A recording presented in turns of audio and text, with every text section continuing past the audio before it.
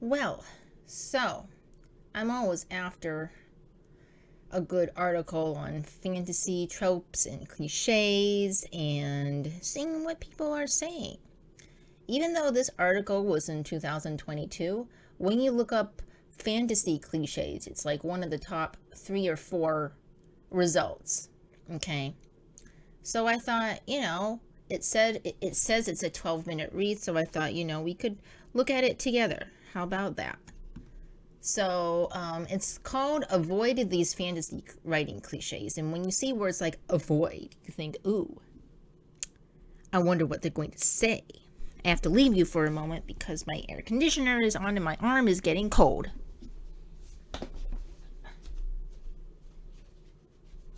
I have the remote. I have returned. That was very short, right? Because my table where I put my remote is right behind me, but it's not so close that I can reach over and get it. So, this article is by Sarah MacLean. MacLean. Maybe that's what it is. June 4, 2022 on this website called Living Writer. Under the category writing tips. Okay. Living Writer seems to be an app because it says here why Living Writer is the best writing app for you. Apparently it's a writing app. So people who do writing have written this article, supposedly. What are they saying here? An orphaned peasant living from hand to mouth stumbles upon a weakly old man who is revealed to be a great sage upon their death on chapter 2, who prophesies that this measly peasant will someday save the world from the rule of the evil villain, with not so much as an explanation or a refusal, maybe a little bit, until circumstances force them to go through the only remaining way. The peasant goes strong enough to march on unto the villain's doorstep and just defeat him like no one before him has ever done before. Trite and bog-standard fantasy stories have similar premises that are almost predictable. You might have read the same plot from another book. The fantasy genre is rife with cliches that have been used, abused, and overused across the majority of its titles that readers develop an allergic repulsion upon the sheer mention of the prophecy or the chosen one or the damsel in distress. Although some of these cliches are fantasy staples that cannot be easily pried off of the genre, there are some that are abhorrent to a grand majority that you're better off just steering clear of them. In this post, we will be talking about fantasy writing cliches and which ones are so bad you simply cannot afford to have them in your stories. I already disagree with this article. The reason being is that cliches are overused. However, they are so what is the word? Common that when you see it, you know what you're getting into. So if you like it, you will get the book. If you don't like it, you won't get the book. It's very simple. But I don't think writers need to steer clear from them. You can always twist them, find out different ways to using them, but you don't have to avoid them. And I've already seen some other writers saying similar things to me. Anyway, we will see. We will see if they will convince us otherwise. Trope or cliche? They say a trope is a recurring element in pieces of literature, whether it be a plot device, theme settings, and many others. Okay. Cliches are also very similar in definition. They are recurring elements that present in many stories. However, cliches are specifically those that are overused across a genre, which often indicates the lack of creativity in presenting it to the reader. Cliches are tropes overdone by many authors with lack of originality, hence having a negative connotation to it. Tropes are good to have if not required to have in any story.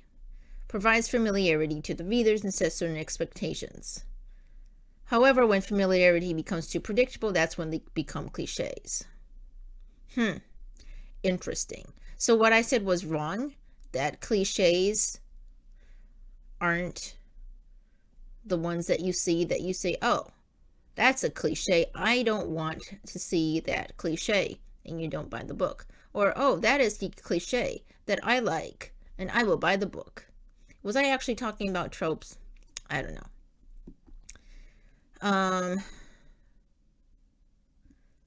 Let's see. When does a trope become a cliche? There is no objective line that separates them. What may seem like a cliche to someone may be refreshing to someone else. Okay, so they're saying it's subjective. There might be a good reason that a cliche is ever so present across many texts. It's a well-loved element that readers have come to expect out of the genre. Why am I clicking things? Such as the medieval Europe setting of most epic fantasy stories. I see. There are cliches that are appallingly egregious that you should just simply steer clear of, especially if you have a hard time adding a creative twist to it. We'll be listing some of those cliches that you want to avoid to make your story one of a kind. Okay, so they are saying cliches might be subjective, but they are also saying there are cliches that everyone will agree are completely appalling. So let's see. I'm standing up from my chair and sitting down again. My chair is a rolly chair. I'm drinking some coffee. So what are they telling us to avoid? Okay. I need to calm my voice down. Otherwise, my oxygen isn't going to last. The prophecy and the chosen one. Let's see. Starting from the Arthurian prophecy of the Sword and the Stone, the prophecy has been the most popular way of foreshadowing the future of the protagonist, likely to defeat the great bad villain and reclaim their rightful claim to the power throne.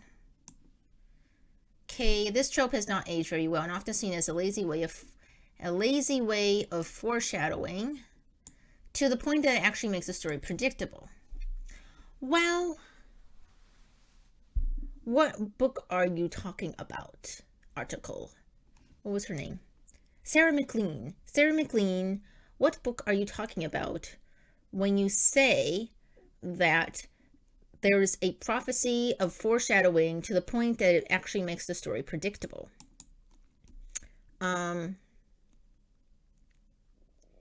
If you do it right, it's not predictable.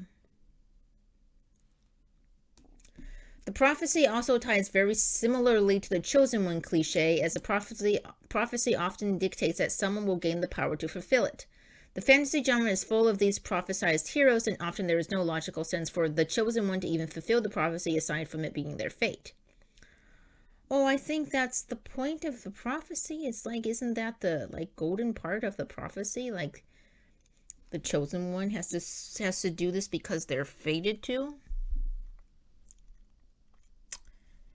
They say has become one of the cliches to avoid for your story. I don't think so. If you do it well, then it's not predictable.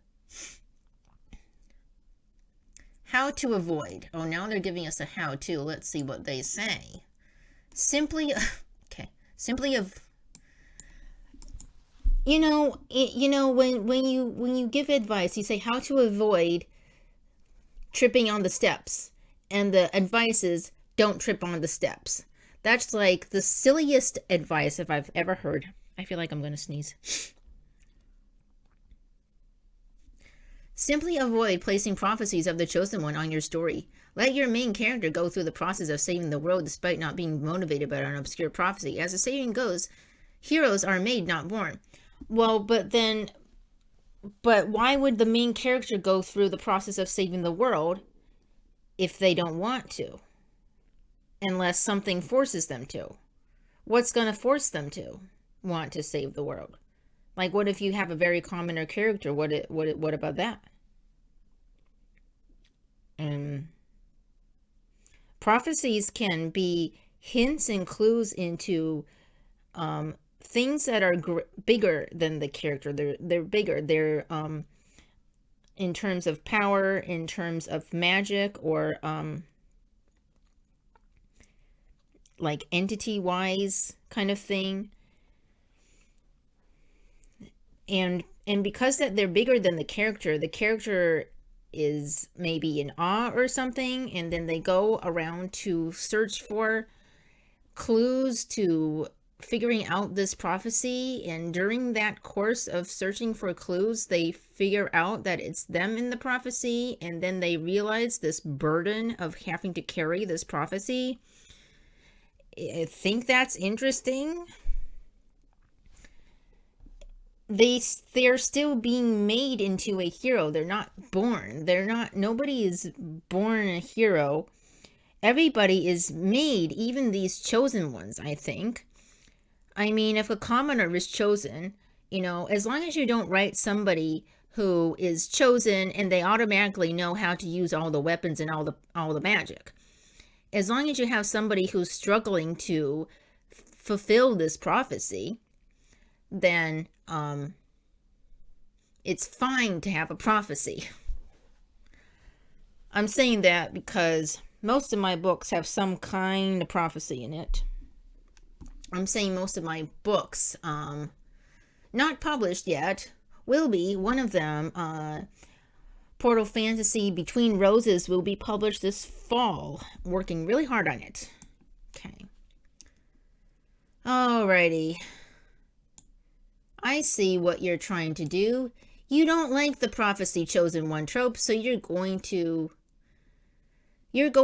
talk down on it and say that don't do it at all. But what if it's impossible to not do because of the character being a commoner or whatever, being a, what did you say? There was something up here about a peasant. Yeah, about a peasant. This measly peasant. I mean, the measly peasant is still becoming a hero, right? He's growing up to be a hero. It's not like he's not. What is this article? The good versus bad dynamic. That's the next one. Right here.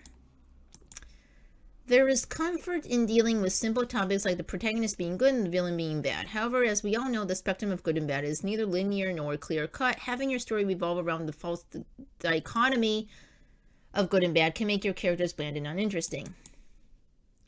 This word, dichotomy, I almost read it as how I read it when I first came upon this word, and that's dichotomy. I used to think that it was dichotomy until someone said it out loud, dichotomy, and I realized, oh, that's that word that I thought was dichotomy. So I better not say dichotomy out loud, just in my head, and then try to remember that it's dichotomy. Anyway, that was a tangent. There's a little thing underneath this picture they have of this girl wearing this black costume with the black wings and this guy wearing this white costume with the white wings. It's a nice photo, actually. I like the contrast.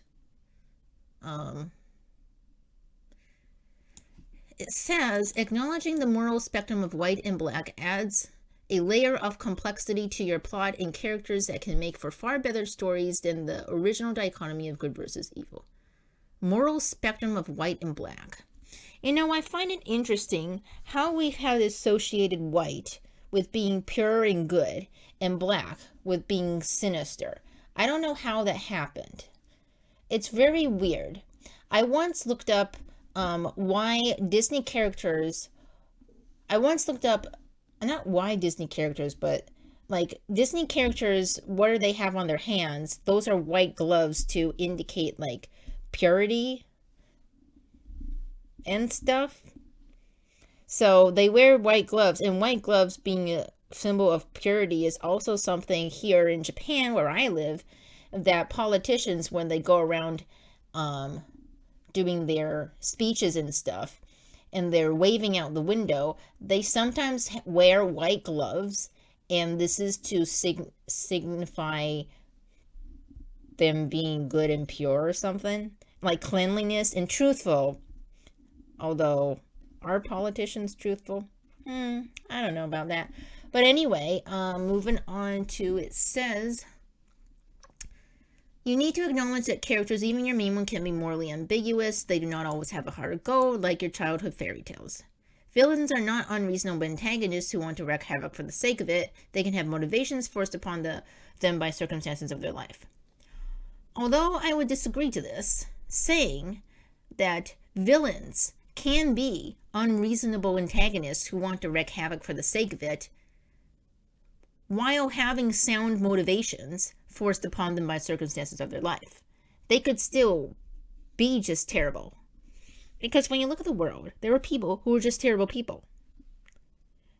And you just cannot understand why they would do these things. What is their motivation? Sometimes their motivation is just because they can, or because they want to. And that's a whole level of thing. So if you want to write a character that is like that, you won't be lying about the moral spectrum stuff. How to avoid. Okay. Allow your main character to be flawed. Let them make mistakes and do bad things. Being morally gray does not only make them interesting, but it also adds an extra layer of complexity to their personality that can make them relatable and more human-like. Then do the same for your villain. Write a backstory for your important characters and develop their personality from there. Knowing what they went through helps you understand why they would do things. Sometimes with no regard to the goodness or the badness of the said way. That's a mistake. What is this? Sometimes with no regard to the goodness or the badness of the said way. Of the said way? This way or that way of the said way? Is that? I don't know. This is a weird sentence. A very weird sentence here, Sarah MacLean.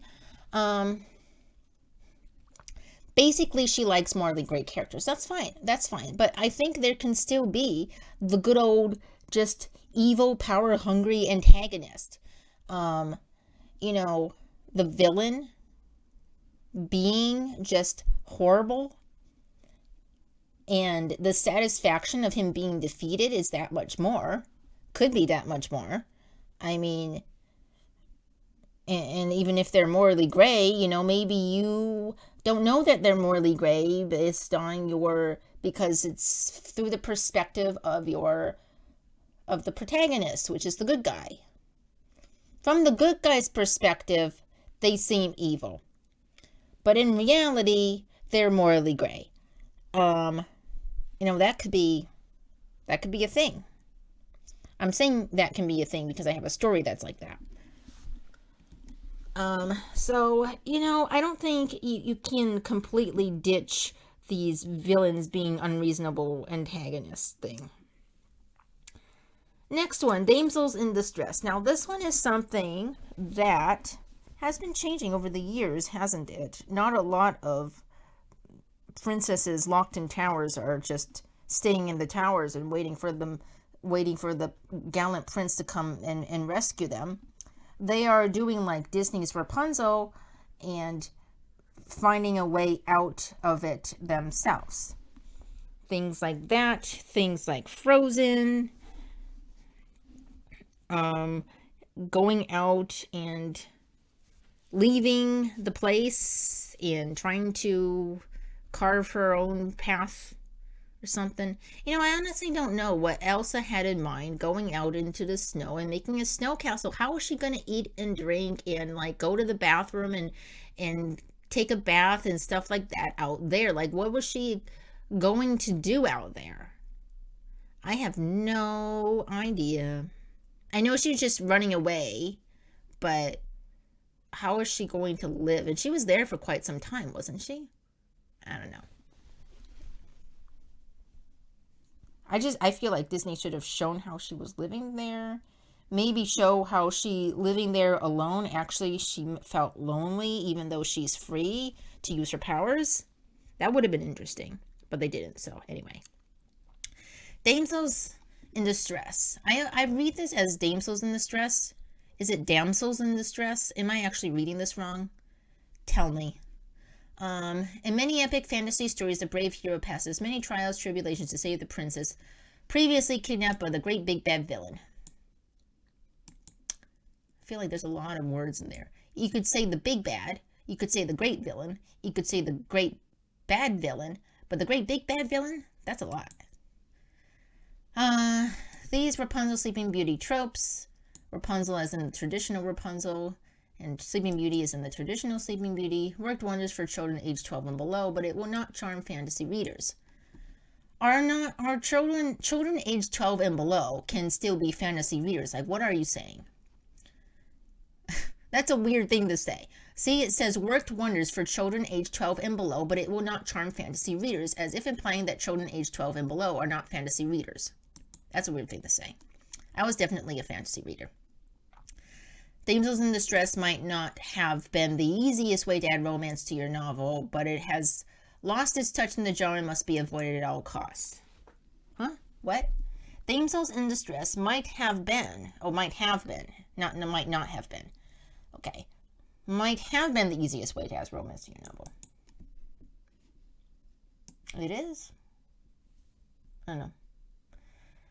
There's a thing after this picture. It says strong women are strong in spite of the male lead, not only when the protagonist is not there. Okay. Well, I mean, I think that's correct. Strong women are strong in spite of the male lead, not because of the male lead. Yeah, that makes sense. I mean, that's a good thing to say. Specific variation of damsel in distress greatly frowned upon. Seemingly independent and strong women who suddenly fail helplessly when the main character comes around. Gone are the days people find it charming for women to depend on a man for their safety and security, especially if they are fully capable before meeting the said man.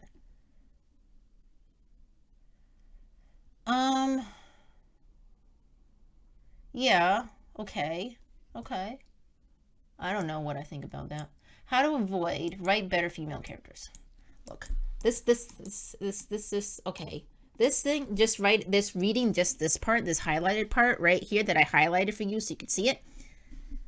It's just like what I said about the tripping the stairs. It's like, how to avoid tripping down the stairs. Don't trip down the stairs. I mean, like, duh, of course. It's a weird thing to say. Anyway, sorry I'm being so dramatic. I think the coffee is having an effect on me. Characterization of the female cast in literature today has evolved. They are as capable as their male counterparts, and sometimes even more. They're not helpless females, like in fairy tale stories. They're independent characters that can save their own skin from danger. Oh, okay. Now Living Writer is this website, by the way, where this blog is. It's an app, a writing app, apparently. It says provides you with the robust story. You can write detailed personalities about your female characters to know, and now it's advertising their app. Okay. If you feel like you're reaching a point that your female character is becoming a damsel in distress, story elements can pop out right at the side of your manuscript to remind you that they are badass and don't need any saving from a male character. Why? There's nothing there. I don't know. I'm not even going to get into that part. How to avoid. It says write better female characters. But what if your definition of a female character is a damsel in distress? Then what? Like, I mean, okay. A damsel in distress is something that I personally don't particularly like to see in books. However, if a damsel in distress situation is to happen in the beginning, like say like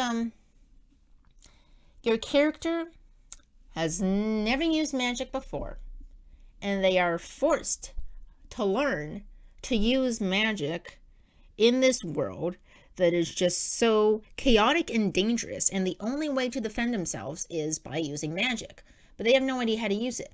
But the men, the soldiers around them, know how to use magic, and they can protect her while she's still learning to use magic.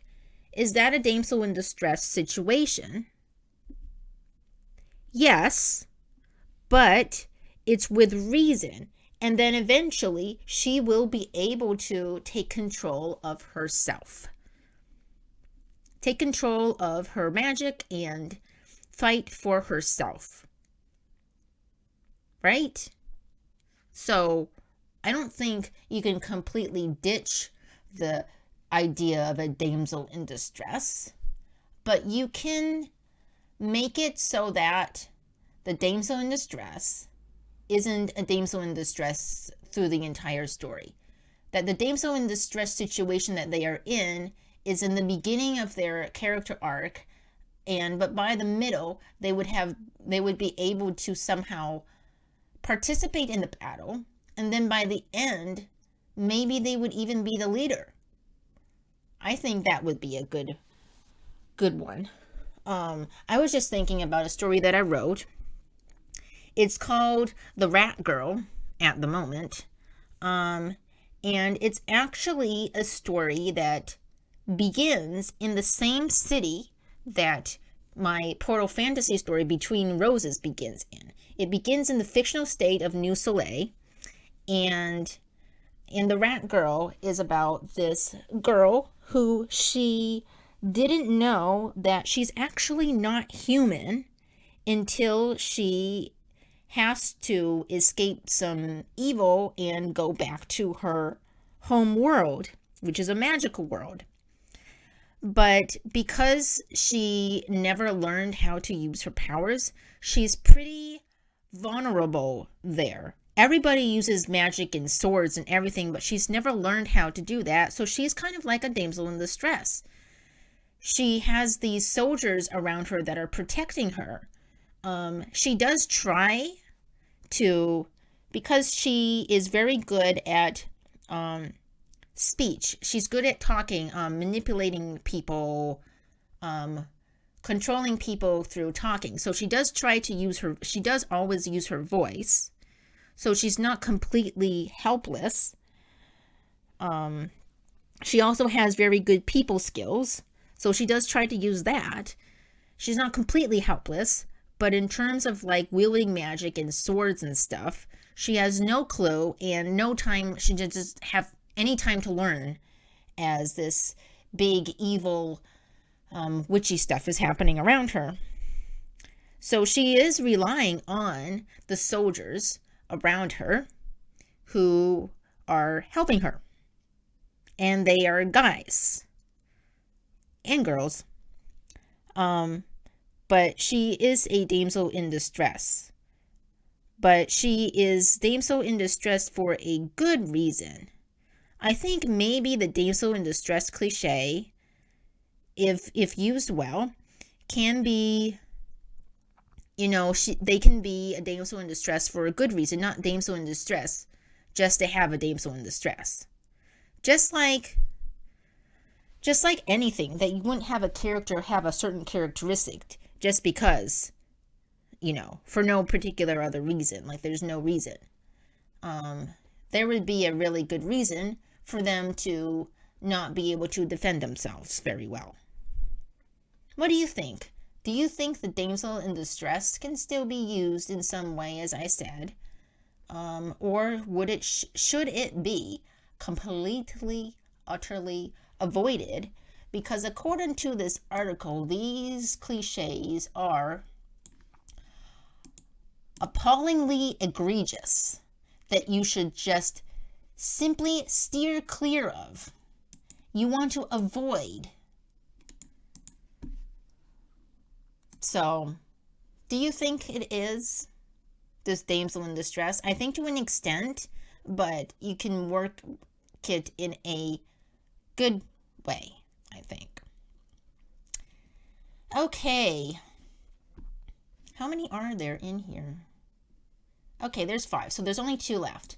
Okay. The next one is the magical artifact. I love this cliche. I am a, what do you say? I'm a sucker for this cliche. Do people say that anymore? I like anything with a magical artifact. I don't know. It's just, I like those things, okay? I like there to be some magical artifact in the story. Not that I always have them in my stories. But I do like a magical artifact. I'm drinking coffee now. You need to make sure that when you drink coffee, You're also drinking water because coffee can actually dehydrate you because it makes you go to the bathroom and stuff. So now I'm drinking water.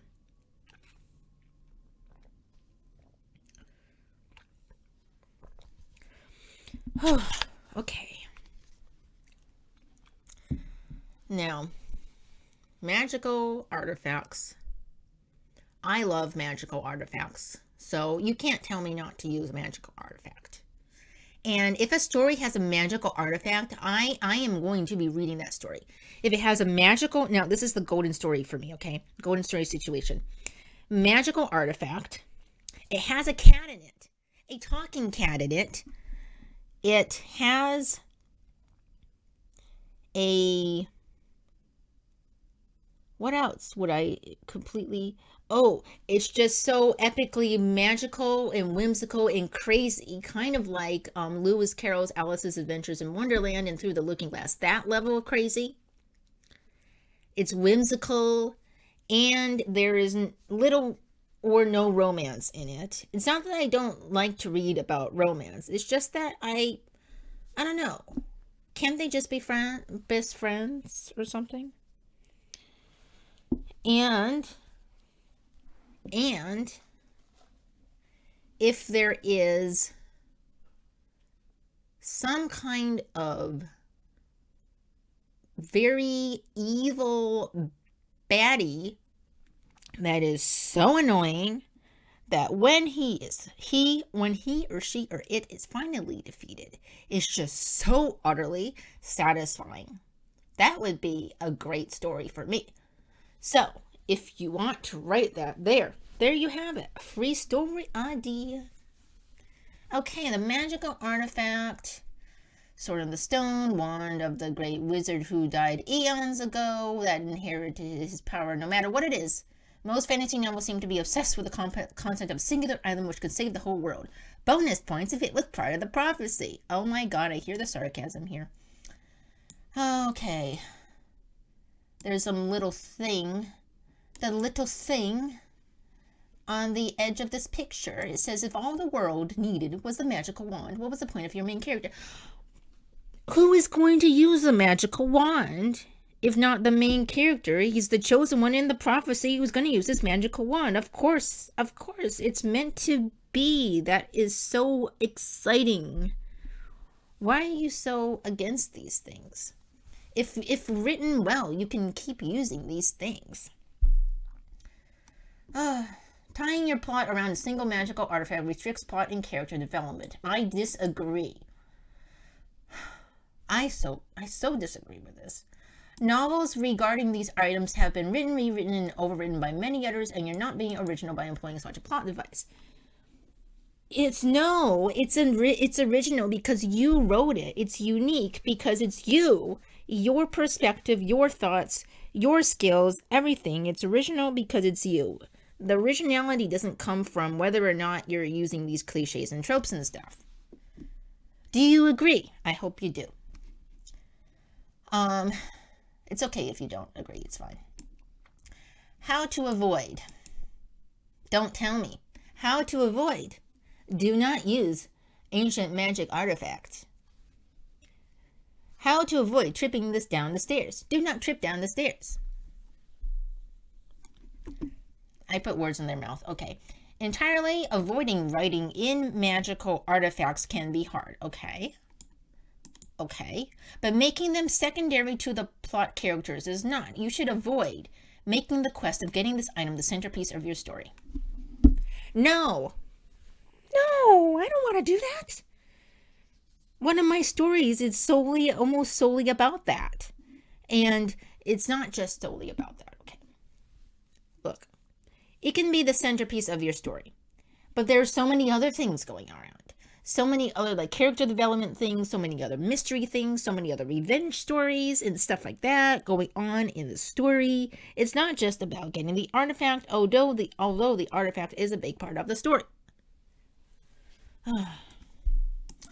There can be other ways to achieve your main character's goals that do not revolve around an item rotting inside an old cave. Who said the item is an orange? Who said the item is a banana or a sandwich or something? Okay, why would they be rotting inside an old cave? Why would they be in an old cave anyway? I'm picking on their stuff too much.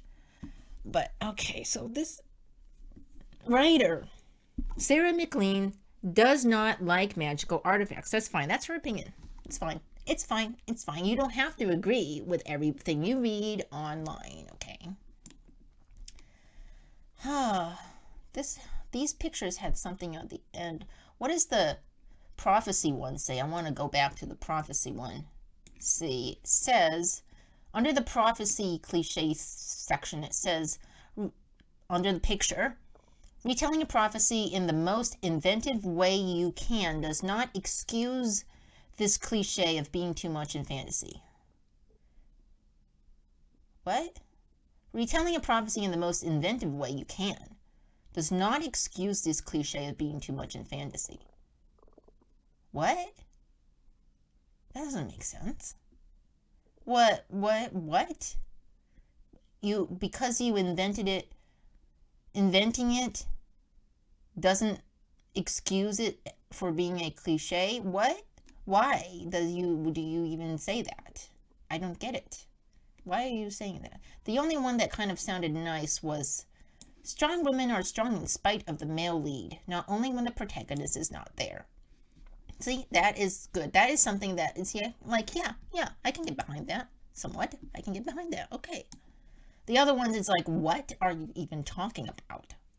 Okay. Number 5, fantasy jargon. Okay, I have a feeling that maybe Sarah MacLean doesn't like fantasy. Maybe. It's a fantasy world, so there's going to be a lot of new stuff that's simply not present in our current world.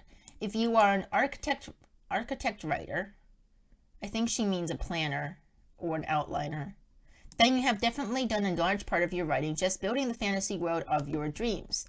From the culture to the flora and fauna, you have them all named as uniquely as you can. So there's a picture, and under the picture it says, grass can just be called grass, but the biome can be the rose prairie with the rose with a Z. Just don't call the palm tree Areca rose too. I don't get it. However, if half of your story uses custom vocabulary of things that may have equivalent terms in our ordinary language, then you're going to annoy many readers. Immersion to the fantasy world does not require you to alienate from known jargon and learn an entirely new language from scratch. Sometimes familiar words work, and they do work well. How to avoid.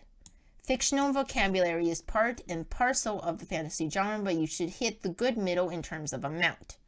Too much, and you might need your readers to have a crash course about your novel. Too little, and your fantasy world might not end up being fantastical as you like. With proper world building, exposing your fiction world bit by bit for the entirety of the story, you can easily avoid info dumping jargon to your readers. This is the first one I finally agree with. Okay. So, they are not saying to not use fantasy jargon. They are saying don't info dump it on the reader. And that I can agree with. That is fine. And you can also do things like imply what they are in equivalents of, too. Or just, include them in not in like an explaining narrative kind of way, but include them in the character's dialogue. So, I have this story where this fox human hybrid named Scotch, he is running through the forest with his friends, and this is when he's young. The majority of the story is when he's 19, but when he's young, and his mother says, "Scotchy, where are you? Get back here, you need your bath." And Scotchy is like, "No, I don't want to." And then she says, "If you don't come back, I'm gonna put no berries in your dinner tonight." And then he says, "No, I don't like no berries. They're the bitterest berries of all." And so, although you don't know what a nullberry looks like, you know that it's incredibly bitter and that probably it's used as a bit of a punishment for children. So that's some way that you can do, like, introduce like fantasy names and things like that. Yeah, so her saying exposing your, where does it say that? Exposing your fictional world bit by bit for the entirety of the story, you can easily avoid info-dumping jargon to your readers. This is the first part I agree with. This is the only part that I completely agree is good advice. Pepper in all the world building stuff. Don't info dump. That's all is what they're saying, and that is a good thing to say. So, oh, there's some more stuff down here. Okay, there's a little bit more. There's like 3 more little sections. Forgivable Cliche 1, the medieval Europe setting. Most fantasy worlds have been modeled after medieval Europe with all the glory of kingdoms, soldiers, and castles. Although it is definitely cliché, it's one we're willing to look past. Why? There's a picture here. I think this is Mont Saint-Michel. I don't speak the language, but I know it's Mont Saint-Michel. I think that's how you say it. I really don't know. So sorry for butchering that, but I've seen this situation place many, many times. Mont Saint-Michel. I'm not saying it right. Sorry, so sorry about that. It says under the picture, many fantasy stories thrive on medieval Europe, but the fantasy setting can be changed to something more original. Oh, come on with this originality. It's original because you wrote it. You can write as many medieval castles and Mont Saint-Michels as you want, okay? The Middle Ages setting is a staple trope of fantasy, if not one of its most defining traits. Fantasy readers come to expect bows, arrows, swords, together with wands and witchcraft in their fantasy novels. I'd like to include on this list fae. It's a big thing these days.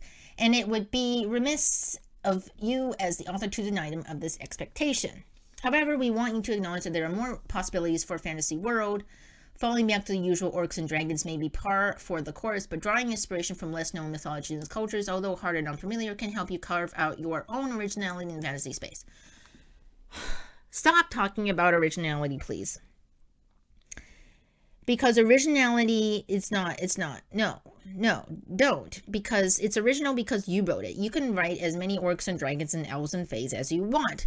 It's unique because you wrote it. Yes, it might be overdone, but it's still unique because you wrote it, okay?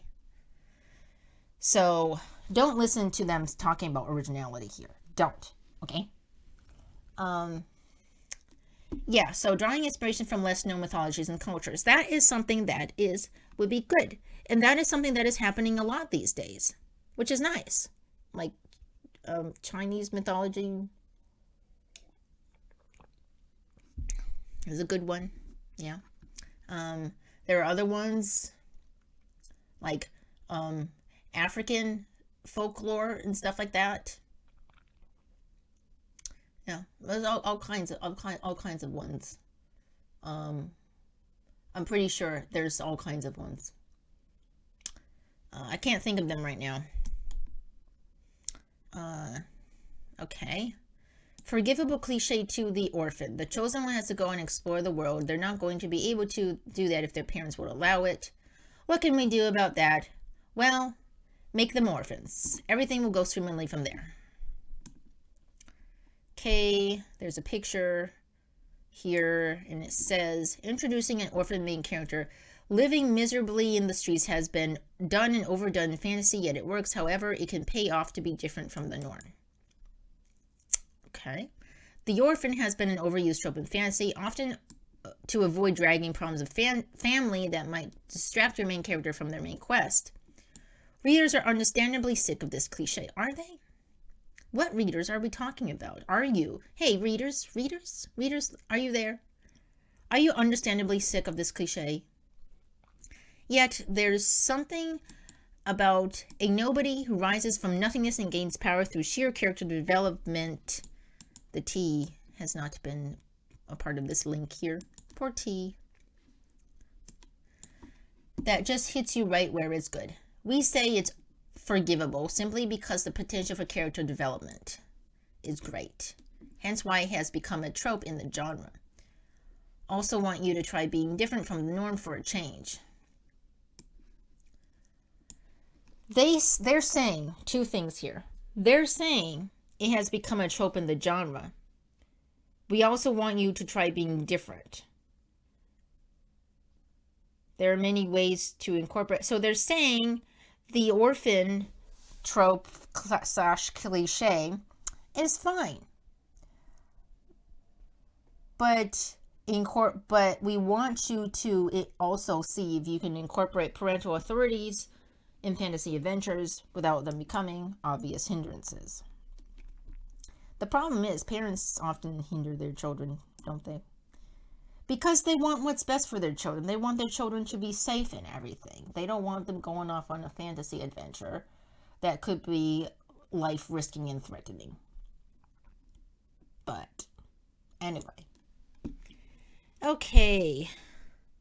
And now they're claiming, this website is claiming that this Living Writer app can help you write less fantasy cliches, which is an interesting claim to make. It's not like, I don't think that's possible to happen, but anyway. Cliches can sound bad to a budding writer. After all, you want to stand out from the crowd. However, you should also recognize that cliches are beloved tropes before, and maybe even until they become prominent across the genre. Especially for forgivable cliches, the execution of the plot may matter more than their presence. Additionally, you can implement these tropes only to subvert the cliche expectations later on in the story for maximum appeal. To help you out on having less fantasy writing cliches with a capital C for some reason, you can check out their app. Oh, really? You can. Its wide arsenal of features that aid budding fantasy writers like you to craft that one-of-a-kind fantasy manuscript. I don't think an app can help you avoid fantasy cliches, honestly. No app can help you avoid fantasy cliches, but anyway, I don't know how their app works. Maybe it is that magical.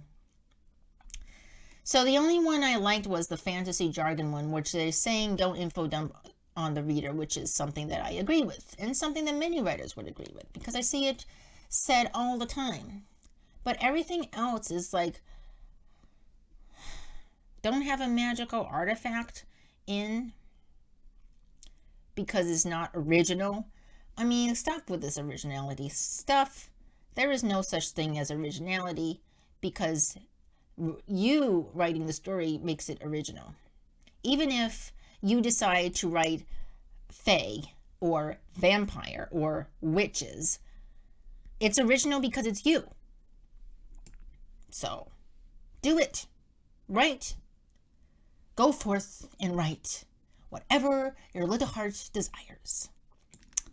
Because I am not going to stop writing in prophecies because I like prophecies. I like them. Okay? And if I like them, it's going to show in my writing. If I like them, readers would like them too. And there are ways to write it nicely, too. It doesn't have to be so, like, clear-cut cliche stuff.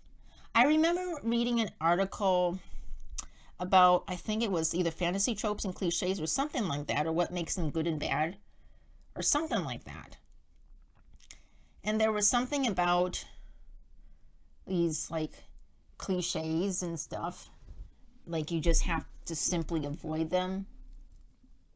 I feel like there was something like that. Because it's not creative or original and stuff, but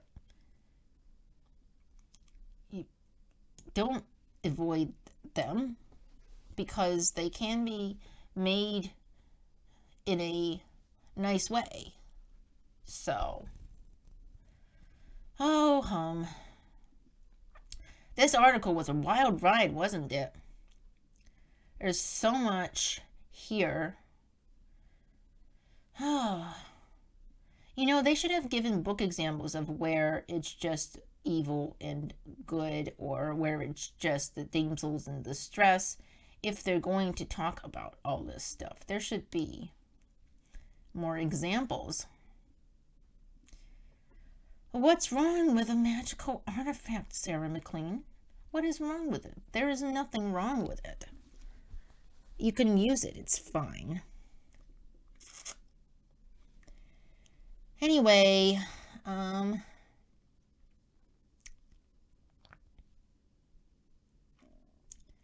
Yeah. Well, that was a bit of a disappointment. It's not a bit of a disappointment. It's a lot of a disappointments. A lot of disappointments. This article. They're not appallingly egregious. They aren't. You don't have to avoid them. If you want to write them, do it. Do it. I'm telling you. If you disagree with me and you want to avoid them, avoid them. I don't care. You do you. It's fine. It's fine. It's totally fine. Okay? So, that's it for this article. I am going to end this here. Let me know what you thought about this article. Let me know in the comments down below all the thinks and thonks that you have had on this article. You agree with this article or not? You agree with me or not? And all the good stuff. And if you made this to the end, your keyword is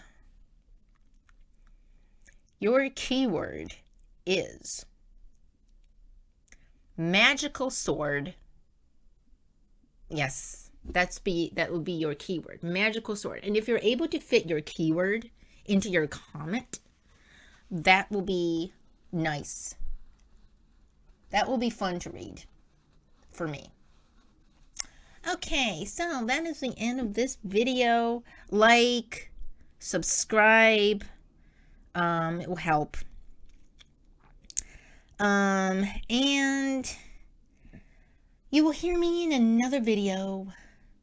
If you have any interesting fantasy related writing articles that you've come across that made you boil up, comment them, maybe in the community post section. Just comment in one of the posts. I don't care which of my posts that you reply to, but you can comment them there. Maybe I'll create a form which you can send me like links to articles and stuff that you want me to react to. Maybe I'll do that. Anyway, that's the end of this video. I probably said that a billion times already. You will hear me in the next video. Thank you for listening. The fox is out.